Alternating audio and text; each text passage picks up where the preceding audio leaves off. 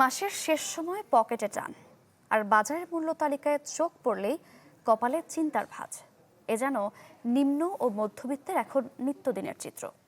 ক্রেতাদের অভিযোগ, কয়েক মাস ধরে নিত্যপণ্যের বাজারে অস্থিরতা থাকলেও নেই বাজার মনিটরিং।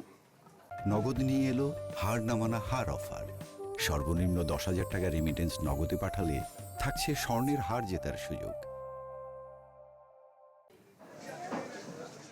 ছুটির দিন, তাই রাজধানীর বাজারগুলোতে অন্য সময়ের চেয়ে ক্রেতা সমাগম বেশি। যদিও আয় ব্যয়ের হিসাব মিলাতে বরাবরের মতোই হিমশিম খেতে হচ্ছে অনেককে।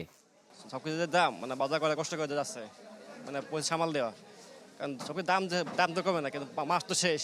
সব জিনিসের তো দাম, আমরা তো গরিব যারা আছি তারা তো চলার মতো পরিস্থিতি নাই। ক্রেতাদের অভিযোগ, আগের বাড়তি দামে কিনতে হচ্ছে নিত্য প্রয়োজনীয় পণ্য। রয়েছে বাজার মনিটরিংয়ের অভাব, আর বিক্রেতাদের দাবি তাদেরও বেশি দামে কিনতে হচ্ছে পণ্য। ওই যে কাঁকরোল 80 টাকা কেজি, ভেন্ডি 60 টাকা কেজি, করলা 60 টাকা, সিসিঙ্গা 60 টাকা, লাউ একটা 80-90 টাকা, টমেটো 100 টাকা। আমরা 1 কেজি ভালো একটা মাছ কিনে আনতাম 400 টাকা, রুই মাছ 750 টাকা, ওর সারাদিন রুজিও করে ধরুন 450 টাকা, ভাত খাইব কেউ। বেড়েছে আমিষের অন্যতম উৎস মাছ ও মুরগির দর। গেল কয়েক সপ্তাহের ব্যবধানে ব্রয়লার মুরগির দাম বেড়েছে 10 টাকা পর্যন্ত।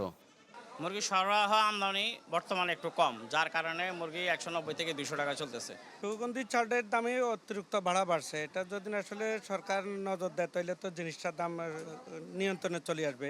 সুগন্ধি চাল বিক্রি হচ্ছে আগের বাড়তি দামেই, যদিও আগের দামে বিক্রি হচ্ছে অন্যান্য চাল।